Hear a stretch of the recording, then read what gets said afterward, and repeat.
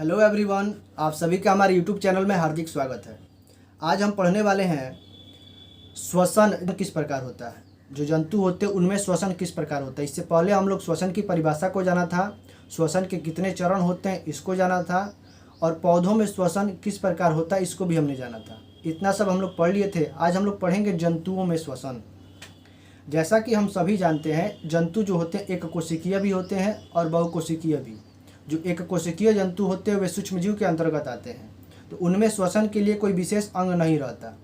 वे सीधे विसरण की क्रिया के द्वारा वायुमंडल से ऑक्सीजन को ग्रहण करते हैं और श्वसन के दौरान जो कार्बन डाइऑक्साइड बनता है उस कार्बन डाइऑक्साइड को पुनः विसरण की क्रिया के द्वारा ही शरीर से बाहर छोड़ देते हैं। इस प्रकार उन सूक्ष्मजीवों में विसरण की क्रिया के द्वारा श्वसन की क्रिया पूरी हो जाती है। लेकिन जो बहुकोशिकीय जीव होते हैं, जो विकसित जीव होते हैं, उनमें क्या होता है कि श्वसन के लिए विशेष अंग पाए जाते हैं। इन अंगों को श्वसन अंग कहा जाता है। जैसे में मुख्य रूप से जो श्वसन अंग होते हैं जंतुओं में पाए जाने वाले, उनमें मुख्य रूप से श्वास नली या ट्रैकिया, गिल्स और फेफड़ा होते हैं। इन्हीं के जरिए जंतुओं में श्वसन की क्रिया पूरी होती है। श्वास नली या ट्रैकिया मुख्य रूप से कीटों में पाया जाने वाला श्वसन अंग है। गिल्स जो है जलीय जीव यानी कि मछलियों में पाया जाने वाला श्वसन अंग है। और जो फेफड़ा होता है या उपसंग वर्टिब्रेटा, हम जैसे जो जीव होते हैं उनमें पाया जाने वाला मुख्य रूप से श्वसन अंग है। इसके अलावा जो रेप्टिलिया संघ के जंतु होते हैं रेंगने वाले, उनमें भी श्वसन के लिए फेफड़ा ही पाया जाता है। पक्षी जो एविज संघ के जंतु होते हैं उनमें भी श्वसन के लिए फेफड़ा ही पाया जाता है। एम्फीबिया वर्ग के जंतु जो मेंढक होते हैं उनमें श्वसन के लिए फेफड़ा भी होता है और वे त्वचा के जरिए भी श्वसन कर लेते हैं। तो आइए इन्हीं श्वसन अंगों को हम बारी बारी से पढ़ लेते हैं। सबसे पहला है श्वास नली या ट्रैकिया। श्वास नली या ट्रैकिया मुख्य रूप से कीटों का श्वसन अंग है। कीट जो है श्वसन के लिए इसी अंग का प्रयोग करते हैं। इन्हीं के द्वारा उनमें श्वसन की क्रिया पूरी होती है। श्वास नली या ट्रैकिया की संरचना को देखा जाए तो संरचना में क्या होता है कि श्वास नली या ट्रैकिया जो होती है एक पतली महीन पाइप जैसी यानी कि नली के जैसी संरचना होती है। इसका एक सिरा जो होता है जीव के शरीर के बाहर खुला रहता है और जो अंदर वाला सिरा होता है वह अंदर जाकर कई हिस्सों में बंट जाता है, कई भागों में नली के रूप में बिखरी हुई संरचना में मौजूद रहता है।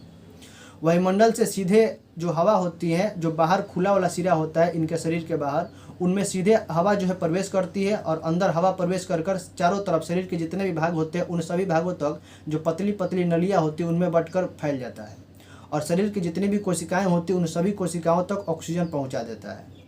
ऑक्सीजन पहुंचाने के बाद जब श्वसन की क्रिया हो जाती है तो बदले में जो कार्बन डाइऑक्साइड बनता है उस कार्बन डाइऑक्साइड को उन्हीं नलियों के जरिए पुनः वायुमंडल में छोड़ दिया जाता है।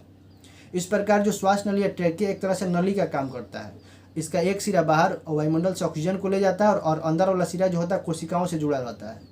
वायुमंडल से ऑक्सीजन को ग्रहण करके सीधे कोशिकाओं तक पहुंचा देना और कोशिकाओं में जब श्वसन की क्रिया हो जाती है तो उन्हीं पाइप के जरिए, उन्हीं नलियों के जरिए पुनः कार्बन डाइऑक्साइड को ले जाकर फिर श्वसन के लिए जो गैस होते हैं उनका आदान प्रदान नहीं होता, यानी कि एक जगह से स्थानांतरण नहीं होता है। हमें क्या होता है कि हम जैसे जीव में रक्त जो होती है ऑक्सीजन को एक जगह से ढोकर दूसरी जगह ले जाती है, लेकिन कीटों में ऐसा नहीं होता। कीट के जितने भी कोशिकाएँ होती है, जितने भी अंग होते हैं, उन सभी अंगों तक सीधे ऑक्सीजन को ही पहुँचा दिया जाता है श्वास नली या ट्रैकिया के जरिए। रक्त में इसमें कोई काम ही नहीं होता, क्योंकि इनके रक्त में हीमोग्लोबिन नहीं पाया जाता और हीमोग्लोबिन नहीं पाए जाने के कारण रक्त जो है ऑक्सीजन से अभिक्रिया नहीं कर पाता, क्योंकि अभिक्रिया करने के लिए हीमोग्लोबिन की आवश्यकता होती है। इनमें हीमोग्लोबिन न रहने के कारण यह रक्त जो है ऑक्सीजन से अभिक्रिया नहीं कर पाता। इस कारण इनमें रक्त का परिवहन नहीं होता है। सीधे ऑक्सीजन जो है कोशिकाओं तक पहुँच जाता है और श्वसन की क्रिया होती है और श्वसन की क्रिया के बाद जो कार्बन डाइऑक्साइड बनता है उसी श्वास नली या ट्रैकिया के जरिए सीधे वायुमंडल में आ जाता है। यहाँ तक आप बात श्वास नली या ट्रैकिया के बारे में समझ गए होंगे। अब दूसरा जो अंग आता है गिल्स, इसके बारे में जान लेते हैं। गिल्स जो है मुख्य रूप से मछलियों में पाए जाने वाला श्वसन अंग है। गिल्स की संरचना जो होती है पट्टी के रूप में, जालीदार पट्टी के रूप में आँख के पीछे वाले हिस्से पर एक जोड़ी की संख्या में दोनों ओर मौजूद रहती है। यदि आप मछली को देखे होंगे तो आप आसानी से गिल्स को भी देखे होंगे। गिल्स क्या काम करता है कि जो जल में घुले हुए ऑक्सीजन होते हैं उसको अलग करता है, क्योंकि मछलियाँ जो रहती है वो जल में रहती है तो वायुमंडल का ऑक्सीजन तो वे ले नहीं सकती, उनमें फेफड़ा तो पाया नहीं जाता कि वह श्वसन कर ले। इस कारण जो गिल्स होते हैं जल में घुला हुआ जो ऑक्सीजन होता है उसी को अलग करती हैं जल से और उनमें श्वसन कराती हैं मछलियों में या जलीय जितने भी जीव होते हैं उनमें। मछलियाँ क्या काम करती है कि मछलियाँ जल स्रोत से जल को ग्रहण करती हैं। जिस जल में वे रहती हैं उस जल से जल को ग्रहण करती हैं और सीधे उस जल को अपने ग्रसनी में भेज देती है। उनका ग्रसनी जो होता है गर्दन के ठीक पीछे एक संरचना होती है, ग्रसनी में भेज देती है। और जब जल ग्रसनी में जाता है तो ग्रसनी में जो मौजूद भोजन के कण होते हैं वे भोजन के कण ग्रसनी से सीधे आहार नल में चले जाते हैं। पीछे एक संरचना होती है, वहाँ चले जाते हैं।